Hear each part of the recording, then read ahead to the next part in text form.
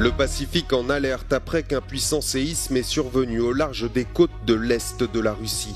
Des évacuations préventives sont en cours dans plusieurs pays. L'Allemagne et l'Italie ont demandé plus de temps pour examiner une proposition de la Commission européenne qui vise à suspendre partiellement l'accès d'Israël à un important fonds de recherche. Le port de Severokurilsk, dans l'extrême est de la Russie, parmi les premiers touchés par le tsunami. Son déclencheur, un puissant séisme de magnitude 8,8 sur l'échelle de Richter, survenu non loin de là, au large de la province russe du Kamtchatka, où des dégâts se sont produits.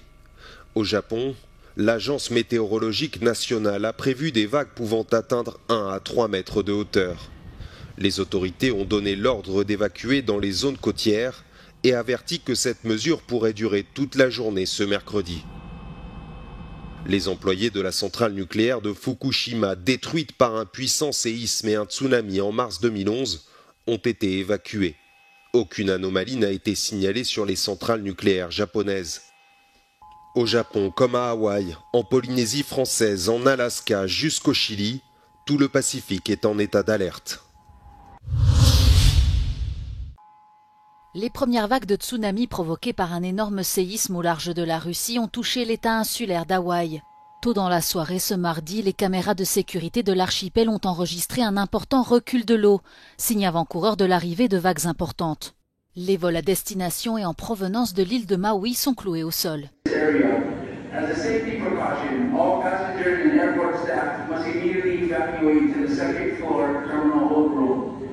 Le gouverneur de l'État a déclaré que des dizaines de vagues de plus d'1 mètre ont été observées.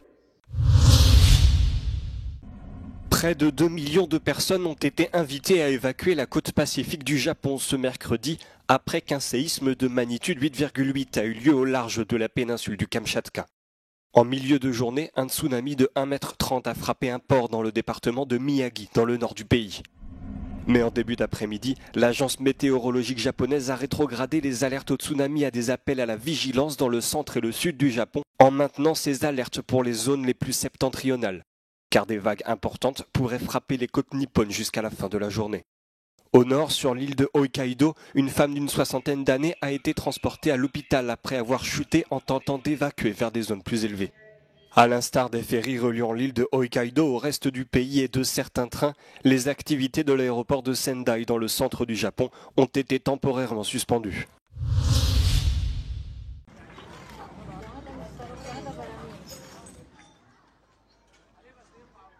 L'UE n'est pas parvenue à se mettre d'accord pour exclure partiellement Israël du fonds de recherche Horizon Europe, en réponse à la crise humanitaire dans la bande de Gaza. La proposition de la Commission européenne nécessitait une majorité qualifiée des États membres. Mais l'Allemagne et l'Italie, deux des plus grands pays, affirment qu'ils ont besoin de plus de temps pour l'examiner. Bien qu'ils ne soient pas membres de l'UE, Israël bénéficie d'un accès total au programme Horizon Europe, le plus grand fonds de recherche au monde. This would focus specifically on the European Innovation Council Accelerator under Horizon Europe.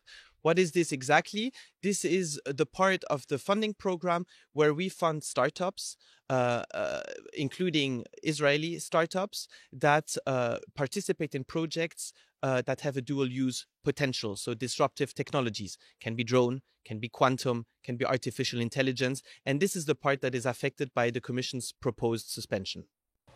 Dans le cadre du budget actuel, des sociétés israéliennes ont reçu environ 900 millions d'euros d'Horizon Europe. Si la proposition de la Commission était approuvée, Israël pourrait perdre 200 millions d'euros de financement. Mais l'UE y perdrait également, comme l'explique le porte-parole de la Commission. Of course, we always lose. We want to collaborate with third countries, and this is precisely why Horizon Europe is also open to researchers, universities, students from third countries. So, of course, our objective is to collaborate. Now, this decision was taken as a reaction to the review of Article 2 of the EU-Israel Association Agreement, and projects where grant agreements have already been signed will continue. La Commission européenne accuse en effet Israël de violer ses obligations en matière de droits de l'homme, tandis que l'ONU met en garde contre une famine catastrophique à Gaza.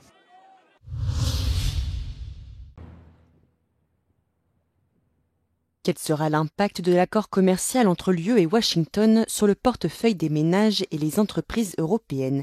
La plupart des produits européens exportés aux États-Unis seront taxés à 15% à partir du 1er août.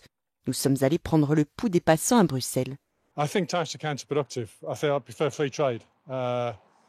And I think it's self-damaging to the Americans to bring in tariffs on anybody and everybody. I think the EU depends a lot on the US in many ways. We should probably become more independent and develop our own economic strategies more independently from the US.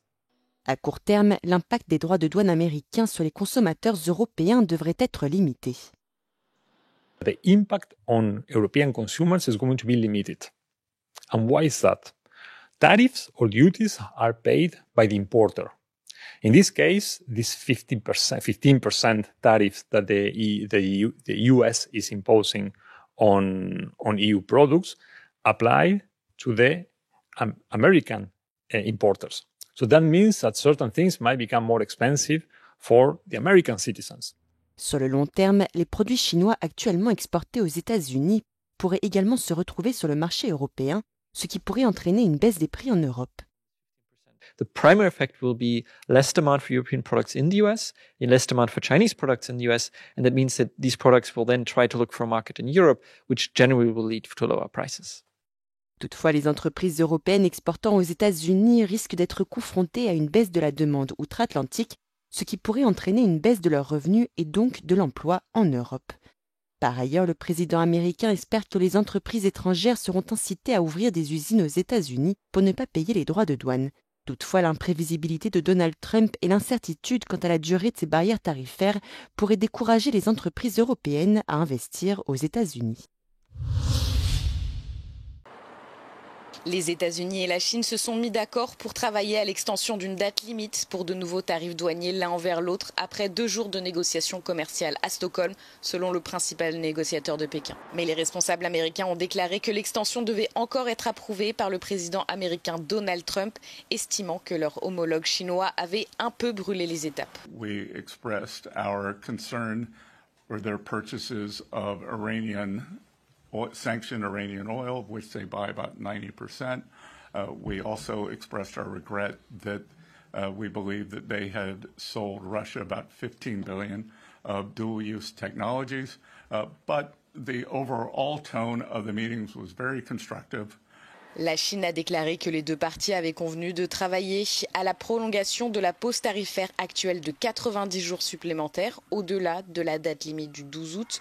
Ces discussions interviennent alors que Donald Trump envisagerait de rencontrer le président chinois Xi Jinping, un sommet qui pourrait constituer une étape cruciale dans la conclusion d'un accord majeur entre les deux pays.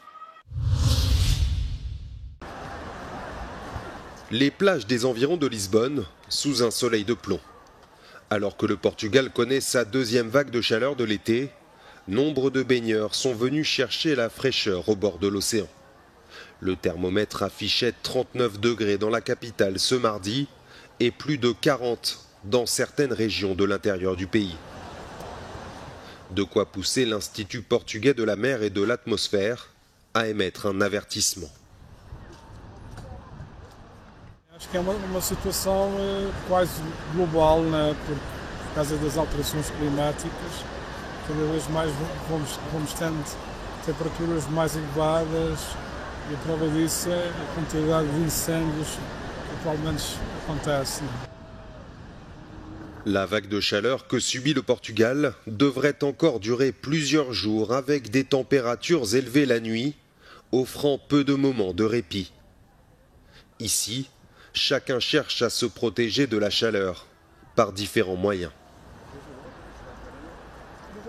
Eu tive que comprar guarda-sol porque mesmo eu acostumada já fica demais mesmo. A hidratação, sem dúvida, é um aspecto importante. A sombra, chapéu, que para mim é fundamental. O protetor solar, pronto, quem vem aqui para a praia. E procurar também estar fora. Sei que neste momento estou aqui exatamente na hora de calor, mas recomendaria estar fora da hora de calor e tentarem vir mais ao final da tarde ou ao início da manhã e assim tinham mais cuidados, pronto, que relativamente ao calor. Conséquence de cette vague de chaleur, le Portugal fait face à d'importants incendies au nord et dans le centre. La journée de mardi est considérée comme la pire de l'année dans le pays en matière de feux de forêt.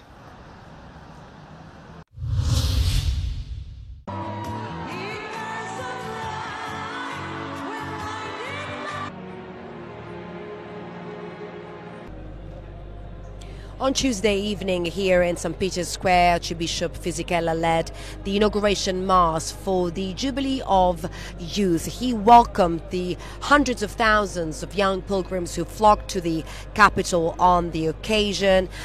Some of them arrived here from conflict zones and thanked them for making the effort. This is the largest event of the Vatican's ongoing Jubilee year. For the first time in its history, the Catholic Church has celebrated a two-day event entirely dedicated to digital missionaries and Catholic influencers as a way to show how much the digital environment has become a true mission field. As the Vatican's Secretary of State, Parolin, put it, quote, "The digital world needs hope." And addressing digital missionaries at the end of the Mass celebrated by Cardinal Tagle on Tuesday, Pope Leo urged them to mend nets of relationship, of love. And in a world torn by conflicts, the Pope highlighted the importance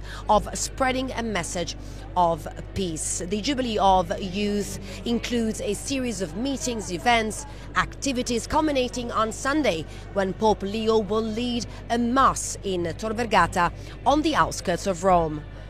Giorgia Orlandi for Euronews in the Vatican.